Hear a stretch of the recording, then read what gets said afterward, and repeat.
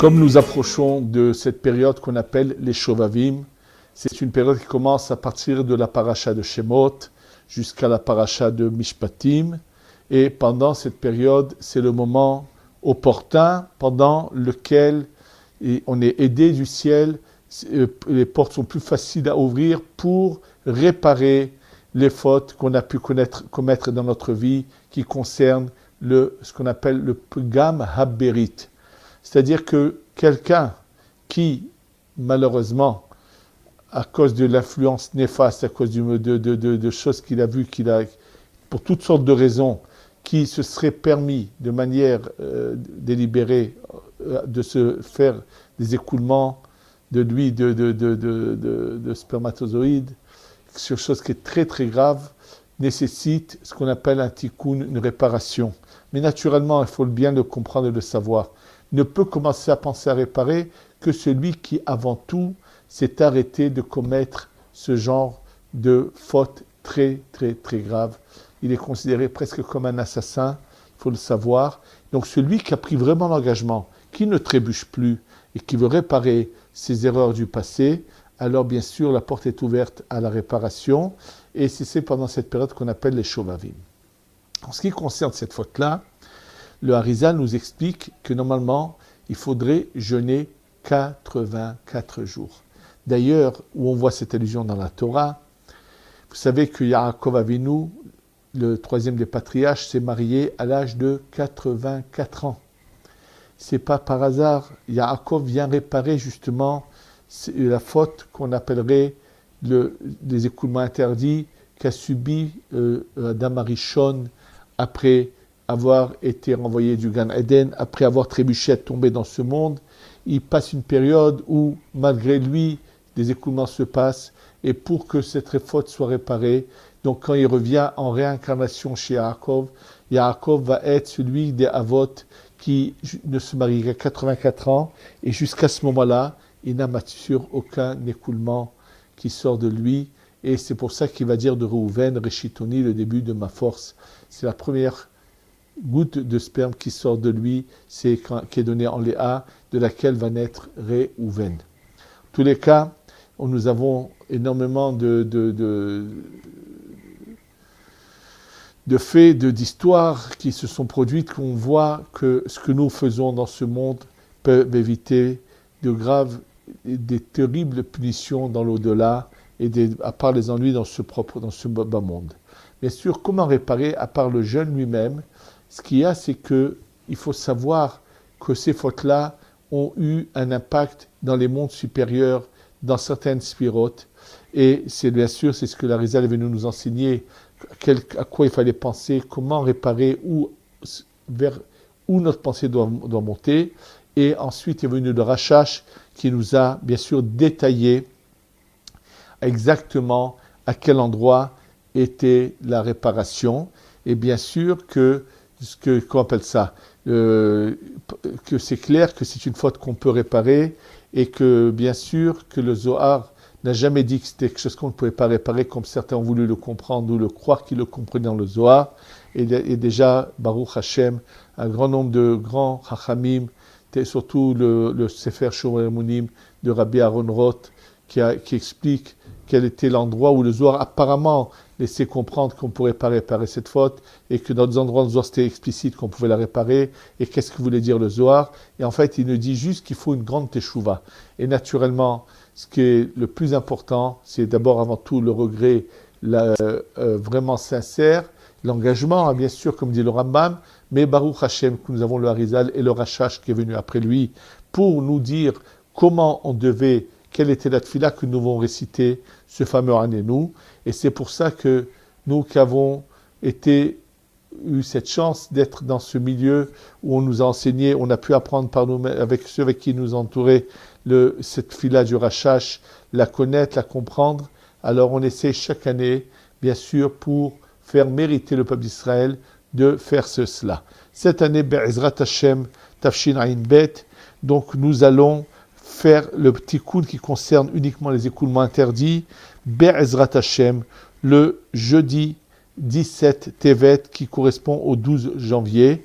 Alors, ça veut dire que le mercredi, la veille, on va prendre l'engagement d'être le lendemain en jeûne, c'est-à-dire que la veille, le mardi, il va falloir dire à la fin de la Hamida, Areni Mahar, je suis demain, Beta'anit en jeûne, Mi Alot Shahar depuis le lever du jour, Atzeda Kuramim jusqu'à la sortie des 3 étoiles.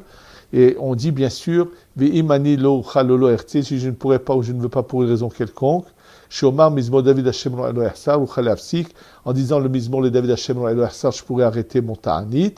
Avali Eratson, mais je demande à Kajuruk soit désirable devant lui, que je puisse faire ce ta'anit, les tikkun gam aberit shel shezar levatala.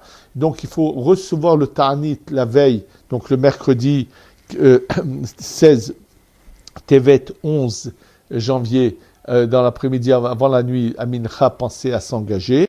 Et Be'ezrat Hashem, nous, au Kollel, donc le jour de ce jeudi en question, on sera Beta'anit, on jeûnera, et on fera Mincha à 16h, commencera Mincha, et pendant la Chazara de la Hamida, on va dire ce Anenu du Rashash, qui, bien sûr, implique toutes les formes par lesquelles on peut sortir ces écoulements interdits pendant qu'on était bien sûr réveillé, car les écoulements que quelqu'un peut avoir la nuit sans le vouloir, c'est surtout en récitant le Kriyat Shema Shalamita, en lisant bien tous les soirs le Kriyat Shema Shalamita, qu'on répare cette faute-là. Bien sûr, donc ça c'est maintenant, comme il faut jeûner 84 jours et que c'est impossible, c'est difficile, il y a quelques rares personnes qui le font, bien sûr, Baruch Hashem, Ashtechem Israël, il y a des gens qui font cela, mais comme c'est la plupart c'est difficile, alors on vient racheter les jours de Ta'anit. Donc il faut rajouter 84 jours de Ta'anit. Combien on mange minimum par jour? Alors regardez ce que coûte le prix d'une baguette et de 2 tomates par exemple. Je ne sais pas les prix, mais je vous donne une idée. Donc je ne sais pas combien d'euros on pourrait compter par jour. Chacun a qu'à faire le compte et multiplier ça par 84 et bien sûr et dire ça c'est le rachat des jours de jeûne. Et donc ceux qui voudront pourront nous envoyer cet argent-là et s'ils peuvent ce jour-là être en jeûne. Et bien sûr, nous inclurons dans cette fila du Hanenu, du Rashash, Be'ezrat Hashem, et que Tekubal Beratson soit agréé devant Akadosh Baruch Hu, ce que nous allons faire. Le jeudi d'après, jeudi donc 24 Tevet 19 janvier, nous ferons le Tikkun Nida, le Tikkun qui correspond à tous ceux qui n'ont pas respecté les lois de pureté de famille, quelles qu'elles soient, même si on n'est pas arrivé au pire, même si on a juste touché sa femme pendant cette période qui est interdite, et à plus forte raison ceux qui auront commis cette grave faute d'avoir une relation avec une femme qui est nida, alors c'est un moment opportun pour le réparer également. Et donc le mercredi 23 Tevet 18 janvier, il faudra également dire à la fin de l'Amida de Mincha, Areni Mahar Beta'anit, je serai demain en jeûne du lever du jour jusqu'aux sorties des étoiles. Al-Avon Nida pour réparer la faute de Nida. Et si je ne peux pas ou je ne veux pas, quand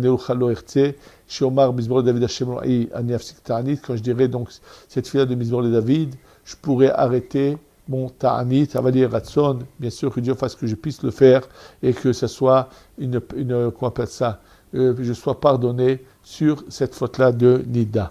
Et pour la Nida, il faut jeûner 82 jours. Donc, pareil, que celui qui ne peut pas jeûner, personne ne peut, c'est difficile pratiquement de faire 82 jours de jeûne. Donc, jeûner le jeudi, je répète, 24 Tevet qui correspond au 19 janvier, et racheter les 82 jours de jeûne.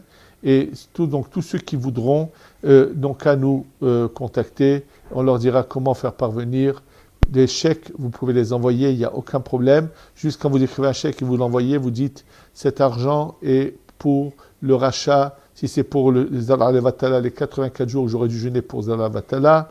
Et en ce qui concerne la Nida, pour les 82 jours que j'aurais dû jeûner pour la faute de réparation de Nida, et nous les envoyer, et bien sûr prendre contact pour s'assurer que c'est arrivé et que donner votre nom, qu'on nous inclut dans notre filote. Bien sûr, c'est quelque chose de très important pour soi et pour le klal Israël. Réparer ces fautes-là, c'est une des choses qui est primordiale et nous savons que ça peut changer énormément de choses dans notre vie Et de toute façon, pour un but, on est sur terre, c'est pour s'améliorer, pour aller dans le chemin que Dieu attend de nous. Et si une opportunité nous est donnée, il ne faut pas la rater. N'oublions pas ce qu'a dit le Sha'arei Teshuvah sur ceux qui ne font pas Teshuvah pendant les Aseret Teshuvah. Il donne l'exemple de quelqu'un il y a des gens qui étaient en prison et ils devaient passer en justice. Le roi, sachant qu'ils étaient en prison mais qui veut les aider, il paye quelqu'un pour aller creuser un tunnel qui va arriver sous la prison pour qu'il puisse de là se sauver et partir. Et voilà qu'il y en a un qui est resté quand même dans la prison, qui n'est pas sorti par le tunnel. Alors le roi se fâche contre lui et lui dit « J'ai tout fait pour t'aider, pour que tu ne passes pas en justice, et tu n'as pas saisi l'occasion, tant pis pour toi, tu vas payer le plein prix, c'est-à-dire tu vas devoir être jugé et devoir donc subir les conséquences de ce jugement. » Il en est de même, le Harizal nous révèle que pendant cette période, où on lit dans les parachutes, où nous lisons l'exil d'Égypte et la sortie d'Égypte, qui est le moment le plus opportun, comme il l'explique selon la Kabbalah, puisque tous ces béné Israël qui sont en Égypte sont les âmes sorties à travers ces coups de sperme qu'a perdu Adam Arishon pendant 130 ans, où il est séparé de sa femme, et que cette période-là vient et la réparation de ces pertes qui étaient interdites. Et donc, si c'est certainement opportun, ceux qui n'étaient pas en profiter, malheureusement, surtout qu'il en a la possibilité, que Dieu préserve. Donc, c'est vraiment le moment de se penser, et je répète, il ne peut faire ce tikkun que celui qui a pris un engagement sincère et définitif, un regret total de ne plus jamais refaire ces fautes-là, qui sait qu'il tiendra le bon et qui ne va jamais plus trébucher, et que Be'ezrat Hashem, Akadosh Baruch Hu nous aidera à faire ce que nous devons faire. Donc, je vous répète, Be'ezrat Hashem, il va y avoir 2 jeudis, le premier où ce sera donc la réparation de ce qu'on appelle Zera' Levatala, il faut jeûner 84 fois. Il y en a qui pensent que dans ce tikkun, il y a différentes formes de tikkun. Est-ce qu'on les a fait que par la pensée? Est-ce qu'on s'est touché au moment où on a fait couler ce sperme? À quoi on pensait? Il y a 5 formes de gamme, malheureusement de mal qu'on a fait. Et il y en a qui pensent qu'il faudrait donc jeûner 5 fois 84. Alors ceux qui pourraient éventuellement donc racheter 5 fois 84 jours pour le Zera Levatala. C'est quoi pour le Zera Levatala? C'est où c'est 1 fois 84 ou 5 fois 84.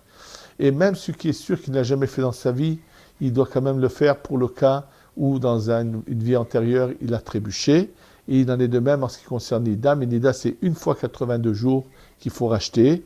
Et que Be'ezrat Hashem, nous allons tous faire une vraie Teshuvah et souhaiter que ça délivre l'âme Israël du galout et de l'exil et qu'on ait enfin la Géoula Shlema, Mimera, Biamenu, Amen, Amen.